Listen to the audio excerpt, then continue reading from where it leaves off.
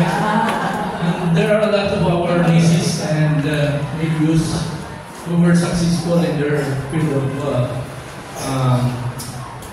on their career. So we would like also to congratulate them. Although they are not here, but we do recognize.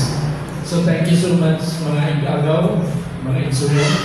And of course, maraming points doon na narinig natin. No?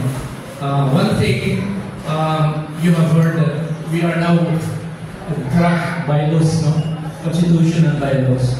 It's not actually, I did not single-handedly wrote that bylaws, but my other siblings, and it was discussed thoroughly during the summer reunion.